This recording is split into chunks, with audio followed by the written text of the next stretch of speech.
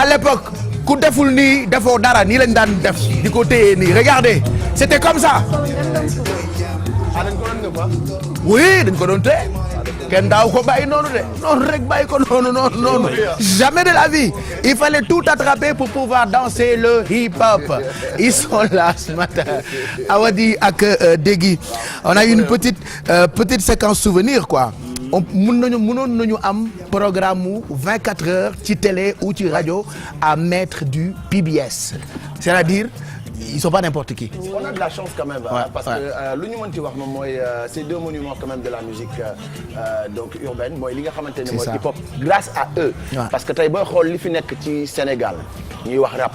mu créé yeneen dérivé ñii di defar ay t-shirt ñii nekk animateur ñii di rap comme ñoom ci ñaar ñii la ko yàlla jaarale yemul rek ci Sénégal waaye Afrique mais dafa am beneen challenge moom ne xale yi nga xamante ne ñooy seetaan war nañu ko xam ndax bu ñu ba ñu ciy toll ñu naan États-Unis ak dëkk yi mag yëpp di hip hop ñaar ñii ñoo jël Afrique porté ko ba Sénégal yor deuxième place su hip hop bu ñu koy wax defe naa ne Sahel namm na leen loolu dëgg la break dance namm na leen bu ñuy wax DJing namm na leen tey bu amul lu ñuy def ci wàllu hip hop bu ñu deful ñoom avant ñuy rap ils l'ont fait donc jaar nañ par break dance jaar nañ par DJing jaar nañ par animateur donc yu yëpp dañu ko def soog a nag c'était même des créateurs de tendance dañu daan génne buy génne mais dans la non solo dans la non seetaan mais bi gën a neex c'est grave bi gën a neex tey moom laay wax waaw non c'était le PBS ah mais dégg ci kaw scène boobu man je me rappelle boobu ay AIR mi ngi doon soog a génn boobu ñun dañ doon fay ñoon pour ñëw kii mais dañ doon fay pour xool daal li lan gi sol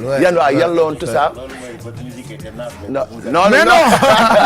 non mais boobu mooy woon ne voilà donc yooyu yëpp ci boobu la bokk waaye waaw bag yi la woon t-shirt et tout ça mais li gënoon neexati encore mooy loolu tey ñu dañ koy ndamoo tey au moins am nañ benn groupe d'arab boo xamante ne 45 tours yi ma doon wax ñoom am nañ ko tey PBS quand même am nañu disque 45 tours et loolu defe naa ne mérite la ñu am ko donc voilà s'il parle de retrouvailles xam nañu ñoom fu ñuy waxee waaye ce sont des retrouvailles ndax comme on dit yàlla mooy boole ay nit tey ñun ñu am chance ñu nekk ay sénégalais mënoon na nekk beneen nationalité wala beneen ay tubaab wala ak ñoom comme Youssou Ndour booy def soirée rétro ñoom dañuy bokk ci sélection bi mais booy def soirée nouveauté dañuy bokk ci sélection bi dañuy waaw c'est fou voilà donc lu yàgg dëgg la donc loolu nag la leen di nuyoo vraiment donc Degui Awadi donc vraiment toujours un honneur d'être à vos côtés surtout waxtaanee actualité bi lu yàgg dëgg la ñu gis ne comme ni ko Pape Cheikh waxee sànq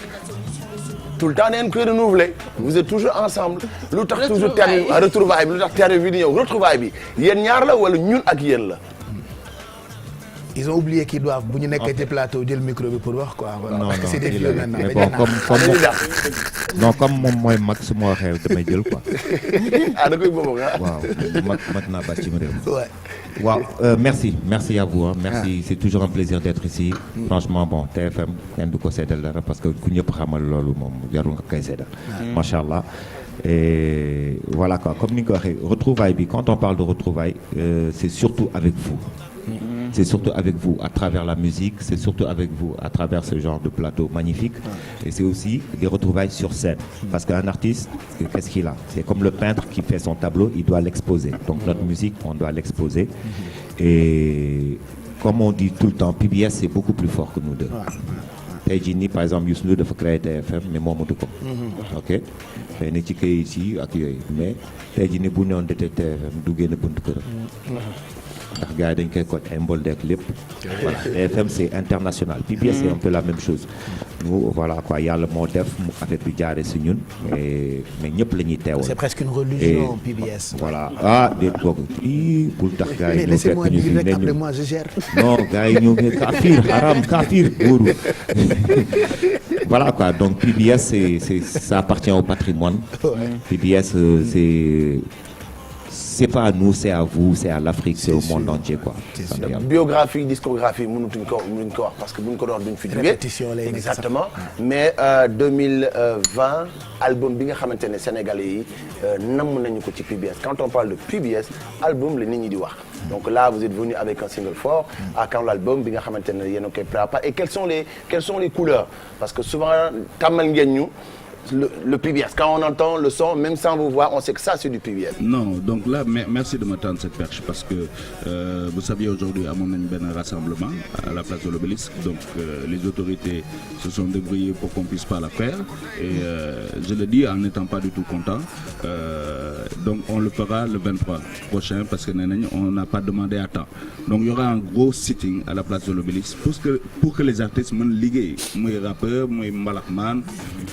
ñëpp ñi yëngu ci aada mbëri tu te rends compte ñëpp ay année blanche et je peux pas comprendre que le ministre ait son travail et son salaire et il te dit toi parce que dans la musique doo am liggéey doo am salaire. C'est chaud, ça donc, fait 10 mois quand même. On peut faire de nous des gens qui vont aller tendre la main, mais on n'a pas envie de tendre la main. On ne demande pas d'argent à qui que ce soit. On ne demande pas de l'aide, on demande juste de travailler dignement. Et on nous refuse ce droit parce qu'on fait de la musique. Et les mêmes autorités te disent, on voit les bus bondés, on ne fait rien du tout. On voit les marchés bondés, on ne fait rien du tout. Mais vous qui faites de la musique, Dolen Kodef. Mais au nom de quoi?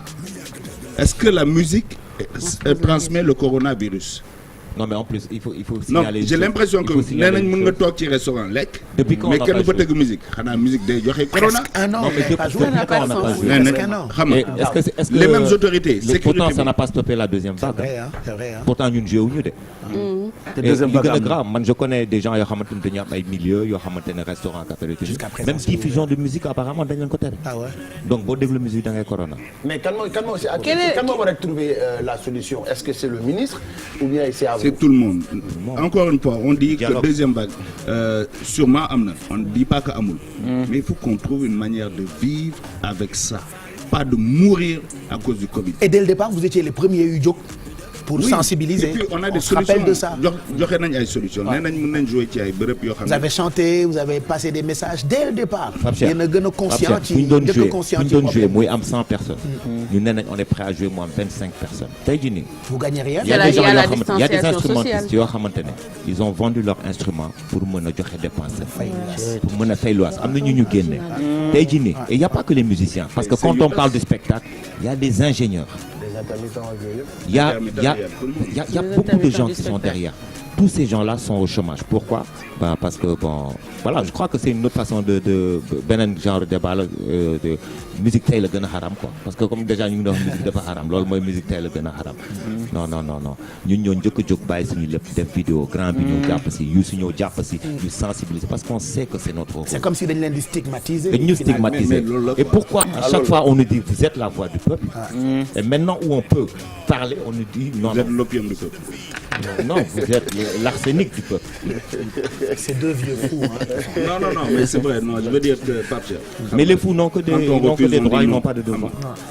Quand on refuse, on dit non. Aujourd'hui, je pense que voilà la période de décembre, ils ne vont pas travailler. Ils ne pourront pas payer leur location. Ils ne pourront pas faire plaisir à leurs enfants. Les mêmes qui nous disent blindem liguey, eux travaillent, eux ont un salaire. Mais c'est insultant de dire que non, il y a un musicien. C'est à cause de vous. Alors que apprenez à vivre avec. On ne nous a pas dit apprenez à mourir avec. Il y a possibilité d'organiser des spectacles. Mais c'est possible. À nit ñëw suivre tout en respectant. On était à Saint-Louis il n'y a pas longtemps. Attends, Barbaré. Au Pullman, Pape Cheikh joue. On arrête pas Pécher. On a dit d'arrêter la musique. La direction de l'hôtel dit là, est-ce que au moins client on leur dit oui. Donc le même nombre de personnes restent. Tout le monde reste. Mais on arrête la musique. C'est bizarre. Moi je trouve que ça n'a pas de sens. Non, le sens, l'autorité qui a eu cette brillante idée veut nous faire comprendre que Corona s'est amené par des notes de musique, par des décibels. Non, peut-être pas. Parce que à moins que tu aies une autre explication scientifique. C'est vrai, soit une explication scientifique plausible, nous on est ouvert au débat. Et merci à Youssou Ndour de créer le débat entre le ministre de l'Intérieur et le ministre de la Culture. Mais aujourd'hui, il faut comprendre qu'on n'en peut plus. Et ce qu'on dit là, on ne le fait pas pour Positive Black Soul pour un concert. Parce que nous avons un business. Mais la plupart n'ont pas d'autres business. Tu as ton instrument, moi c'est rei. Moi c'est soutoura. Faut arrêter de déconner. Et j'en profite pour mettre autre chose sur la table. même mbër yi c'est la même chose donc je les appelle à venir à notre sitting. mbër yëpp nañ ñëw ci sitting bi. parce que ñoom tam dañuy année blanche. exactement parce que bu ñuy xool tey international bi les footballeurs ils jouent à huis clos donc ils ont trouvé il y a des solutions. il faut des mais il y a des gens qui jouent. Il y a des solutions. Il y a une coalition il y a une coalition d'artistes responsables. public restreint. tey ce matin j'ai vu. am na coalition de professionnels yoo xam ne indi nañ ay solutions bind ko de manière scientifique jagleel ko ministre de la santé ministre de l'intérieur ministre de la culture donc on a déjà pensé à des solutions mais nañ ñu déglu. nañu déglu bàyyi di ñu stigmatiser. le problème c'est les artistes. le problème c'est nee nañ c'est la musique. c'est la musique. On a vu le gouverneur qui nous dit non il y avait des décrets qui interdisaient la musique dans les débits de boissons je sais même pas j'ai dit mais. donc c'est-à-dire que vous êtes sérieux boo demee ci débit de boisson di déglu musique kon. da ngay corona. mais loolu mooy seen explication scientifique. mais les mêmes autorités. les mêmes gouverneurs préfets ministres de l'intérieur voient les bus. gars di tata yi gars di. mais ils ne disent rien. ils voient des manifestations religieuses waxuñu dara. dëgg la. c'est les mêmes qui voient ça mais nee nañ non yéen musiciens yi. non il y a beaucoup de contradictions. non mais ngeen baal ñu nag. waaw léegi déglu leen mag ñu tuuti. waaw très bien li ngeen aussi li ngeen on a nos mots à dire quoi. ngeen baal ñu àq nag. léegi non xam nga ku ci nekk li la dal yow yaa ko yëgal sa bopp. parce que ñoom li leen dal addina yëpp xam nañ ne dëgg-dëgg lu metti la. donte la feebar bi mi ngi fi. mais war nañ mën a waxtaan ba seet ni ñu koy mën a defee ñoom ñu mën a jël seen wàll comme ni ñeneen ñi jëlee seen wàll. parce que dañ ne ñoom bu ñu tàbbee ci biir fi nga xam ne ni fi la manifestation bi am musiciens yi rek la ñuy génne bàyyi fa population ba. loolu nag dafay daal di critique. su ñu leen génnee ñoom ñëpp. ñu xam ne dëgg-dëgg ñëpp la ñu génne. waaye nag bu fekkee ne musique ba rek la ñu génnee ña toogoon te ñoom la ñu war a aar ñoom ñu bàyyi leen fa. di ñuy doxal li leen neex dafay daal di doy waar. kon nag mbir mi dañ ko teg ci taabal ji waxtaane ko. dialogue ñu seet na daal fii ñaata personne ñoo fi war a mën a dugg te ñii itam bu ñu fa nekkee tamit dara du xew. dinañ dem ba yëpp jeex te lépp nekk ci jàmm. prêts à jouer vraiment ak xaaju. ak loolu dëgg-dëgg. il faut kon ñu bokk waxtaan. sinon bu xëccoo amee. mën na jur leneen. place de l'Obélisque daal man bëgguma ko man. Amadou Baye Garmi parce que mësul jur jàmm. oui. ba jamono sosoo ba léegi. place de l'Obélisque mësul jur jàmm. non mooy ba pare léegi ñu dàq ko nag dàq ba indiwaat ko le mot 23 su ma ko déggee man damay nagam. mooy indi damay nagam loo. 23 man damay nagam loo. 23 bi nga wax noonu. daf may nagam loo. te 23 yoo xam nga. waaw non man dëgg dama ko fekkee. bizarre na de ma ne ci diine xam nga luy 23. dama ko fekkee. damaa fekkee sax jotaayu 23 boobu li ku ci ne fa nga jaar xam naa ko mu ne ko du may gar parce que fa la ma fekk. kon daal dëgg daal nanu bokk waxtaan.